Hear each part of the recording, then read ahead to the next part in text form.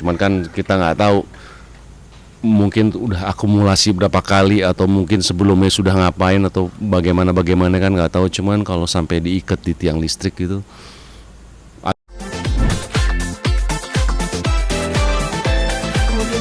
Kang Aceh, melihat ada video viral soal bayi terbakar gitu sama ibunya waktu lagi beresin mau bersihin semut gitu di rumahnya. Seperti apa? Iya, ngelihatnya memang tragis sekali ya. Soalnya kenapa kita harus hati-hati lah kalau misalnya bermain sama bahan bakar seperti itu. Jangankan bensin ya, biasanya waktu itu minyak tanah juga, misalnya solar atau apa yang bahan-bahan misalnya buat lampu atau bahan-bahan buat kendaraan gitu, jangan dipakai sembarangan. Soalnya kenapa, bahan bakar apalagi bensin itu kan nyulutnya cepat sekali itu.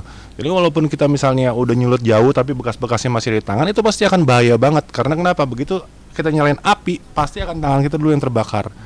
Apalagi ini lagi sambil gendong bayi, kesian lah, memang tragis sekali. Ya mudah-mudahan itu untuk orang tua juga diingat sekali bahwa harus hati-hati kalau misalnya mau melakukan sesuatu yang berbahaya, sebaiknya jauhkan dulu dari anak-anak, sebaiknya begitu. Jangan main api ya, bener ya? Jangan main api, iya jangan main api lah. Ya, pokoknya yang berbahaya jauhin dari anak deh. Kita aja orang tua kalau misalnya kena api aja panas banget gitu kan, apalagi misalnya anak yang, apalagi balita ini kan, balita yang nggak bisa berbuat apa-apa ya. Sedih lah ngelihatnya. Dua-duanya gitu terbakar, untungnya masih bisa diselamatkan. Iya, alhamdulillah ya masih bisa diselamatkan dua-duanya. Biasanya yang kita dengar kemarin-kemarin itu sampai terbakar habis, itu kan, sampai ada yang ya istilahnya tidak bernyawa lagi gitu kan. Ini untung ya alhamdulillah masih bisa diselamatkan. Tapi ya akhirnya akibatnya nanti kan ada bekas luka bakar dari ibu juga, sang anak juga, kasihan. Ya perawatannya memang itu akan susah banget ya. Sebaiknya sih jauhin lah kalau misalnya bermain api seperti itu. Hati-hati kan. Oke, yang kedua ada ini Kang, soal wanita gitu berkerudung tapi kelakuannya mencuri gitu kan, toko kosmetik. Seperti apa, Kang? Iya, sebaiknya kalau misalnya orang-orang yang berkerudung itu kan harusnya udah udah selalu yang berbuat baik lah gitu kan. Jangan berkerudung itu untuk menutupi sesuatu yang jahat, jangan. Kalau sebaiknya kalau misalnya menggunakan kerudung itu ya wanita itu harus udah bisa melakukan, menilai mana yang baik dan mana yang buruk. Jangan melakukan itu kan, sama aja menjelekkan agama sendiri seperti itu kan. Kalau misalnya dia berkerudung, ya udah sifat-sifat baiklah yang dikeluarkan. Jangan kasih lihat ke orang-orang bahwa kita berkerudung tapi wah kita suka mencuri atau suka ngomongin orang kayak begitu. Jangan, karena ya sayang lah seperti itu. Penampilannya nggak menyesuaikan dengan karakternya sendiri gitu kan ya. Iya betul, penampilannya nggak menyesuaikan sama karakternya sendiri. Dan kadang-kadang juga gitu orang menyalahgunakan. Mungkin orang melihat katanya wah ini berkerudung nggak akan curiga macam-macam, tapi kan harusnya sih orang nggak mencurigakan macam-macam, tapi karena karakternya dia begitu, kelakuannya dia begitu, akhirnya buat yang lain seperti kayak gitu jadi jelek jadinya, nilainya jadi jelek. Banyak curiga gitu ya ke orang-orang lain juga gitu ya Kang. Iya, akhirnya banyak curiga ke orang-orang lain. Sebenarnya harusnya mereka contohkan yang baik tuh, bukan yang jelek-jelek gitu kan. Harusnya untuk seorang yang beragama begitu, yang udah memang istilahnya udah hidup dalam agama aja, janganlah mencontohkan yang enggak dengan pakaian hijab seperti itu. Terakhir pesannya Kang buat orang-orang di luar sana gitu supaya nggak mengutil atau mencuri di tempat umum. Pesan-pesannya untuk kalian supaya tidak melakukan pencurian. Ya sebaiknya bekerja keras, banyak kok sekarang orang-orang juga misalnya orang-orang di luar sana banyak banget sekali yang butuh pembantu rumah tangga, itu nyarinya masih susah. Lebih baik bekerja lah sebagai pembantu rumah tangga, nggak perlu ada gengsi, karena kerja pembantu rumah tangga juga itu pekerjaan yang terhormat dan memang dicari banget sama orang untuk membantu orang, itu yang penting. Lebih terhormat ya. Iya. Terima kasih. Thank you bos.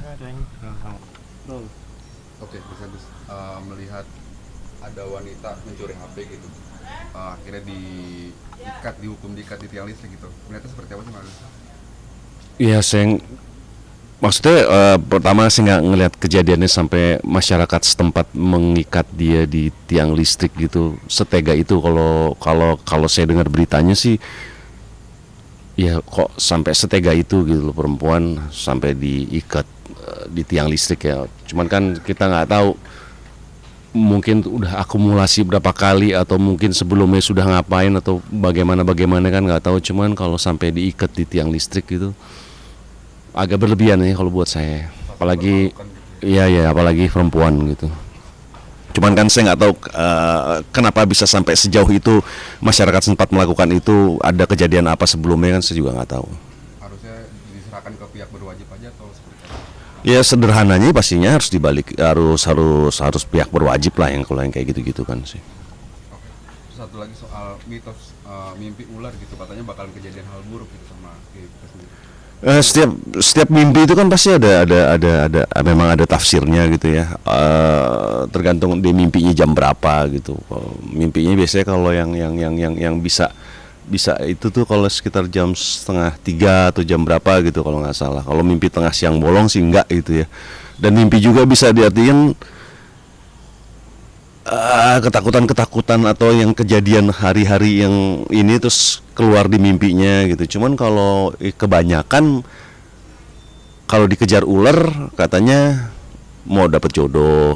Kan banyak macam-macam tafsirnya sih, tergantung daerah setempat ya. Kayak gitu.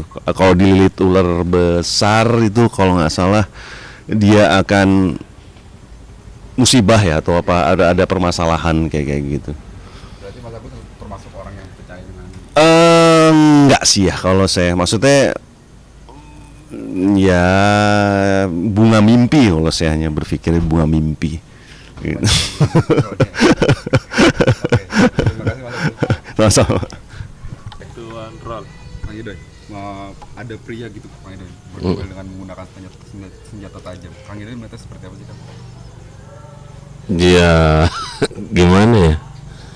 Emang kadang kita nggak bisa menebak ya. Kita manusia itu punya karakter yang berbeda, punya emosi yang berbeda-beda. Kadang kalau udah iblis yang masuk ke dalam tubuh manusia itu, kadang ya bukan hilaf lagi, apapun kadang di luar kesadaran kita lah ya. Karena ya mungkin ya karena emosinya udah amat sangat tinggi dan akhirnya dia hilaf, dia lupa, yang satu merasa benar, yang satu tidak mau disalahkan. Ya udah akhirnya seperti itu kejadiannya. Cuma ya kalau masih bisa diselesaikan secara baik-baik, secara kekeluargaan, ya kenapa enggak gitu loh. Karena kalau yang namanya emosi itu kalau udah bukan setan lagi sih menurut saya, udah iblis lah mungkin. Kalau udah masuk tuh nanti setelah kejadian itu mereka baru nyesal gitu loh. Pokoknya intinya penyesalan itu memang pasti ada di belakangnya. Tapi kalau ada yang bisa melerai, ada yang bisa bikin semua atau kedua belah pihak jadi baik-baik aja, jadi bisa diselesaikan secara baik-baik aja, ya insya Allah mereka insya Allah nanti dua-duanya akan baik-baik aja. Yang pasti kalau sama-sama ego, sama-sama emosi itu susah memang. Karena emosi ya Kang? Iya, karena emosi ya, karena merasa paling benar, merasa dia tidak ada yang salah dan udah dirasukin setan atau iblis lah intinya. Kalau saya sih bahasa saya, karena saya pernah juga emosi gitu. Karena memang semua orang sih kalau sudah emosi itu apapun akan dilakukan sama dia. Hah? Gelap mata gitu ya. Iya, kalau udah hilaf, gelap mata itu apapun akan dilakukan sama dia. Tapi akhirnya udah didamaikan sih sama pihak kepolisian. Ya alhamdulillah kalau memang sudah damai, karena kalau mereka sudah sadar, mereka juga tidak akan melakukan hal seperti itu. Mereka akan malu sendiri. Karena apa? Itu akan merugikan dirinya sendiri. Mungkin di antara kedua orang ini juga kan pasti ada yang punya keluarga. Kalau mereka punya istri atau keluarga pasti punya anak, punya istri. Kalau dia belum nikah, dia kan punya orang tua, punya keluarga yang lain gitu. Itu kasihan. Yang kasihan tuh ya keluarganya nanti kalau terjadi sesuatu hal yang nggak diinginkan atau mereka kebawa emosi mereka gitu, itu pasti akan menyesal nantinya. Oke, satu lagi soal mimpi bertemu dengan wanita gitu, katanya bakal kejadian hal buruk untuk dirinya sendiri. Mitosnya seperti itu Kang. Percaya gak sih Kang sama mitos seperti itu? Ya semua itu, segala sesuatunya Allah lah yang berkehendak ya. Saya atau gue cuma manusia biasa yang masih banyak kekurangan, masih banyak khilaf. Kalau dengar mimpi-mimpi seperti itu ya bisa aja terjadi kalau memang sudah waktunya dan dikasih sama Allah kejadian-kejadian yang atau musibah yang lebih besar, itu kan Allah yang berkehendak. Jadi mitos itu kan kadang benar, kadang juga enggak, tergantung kitanya aja. Kalau saya ya tergantung kita berasumsinya kayak gimana dengan mimpi itu sendiri. Kadang ada orang mimpi juga, wah ini buat masang buntut. Dulu tuh sering saya seperti itu. Jadi kadang memang mimpi itu ada kenyataannya, kadang itu cuma bunga aja, bunga tidur aja. Tapi kalau memang mitosnya seperti itu ya nauzubillah min dzalik lah, jangan sampai lah terjadi sesuatu hal yang tidak diinginkan. Semoga seluruh rakyat di Indonesia atau bangsa kita ini selalu aman, damai, dan tidak terjadi sesuatu musibah besar gitu. Jangan deh, amit-amit, nauzubillah min dzalik. Makanya kita sebelum tidur dan bangun tidur tuh biasanya Berdoa lah. Biasanya memang kalau saya dari kecil memang diajarin sama orang tua saya, sama kakak nenek saya, sama mbah saya, itu ya kalau mau tidur pasti harus berdoa, minimal baca yang kita bisa. Gimana caranya? Kalau nggak bisa pakai bahasa Arab atau apa, kita pakai bahasa Indonesia aja, itu sama aja. Yang penting kita berdoa, minta sama Sang Pencipta, Sang Holik, semoga kita selalu selamat dalam keadaan apapun.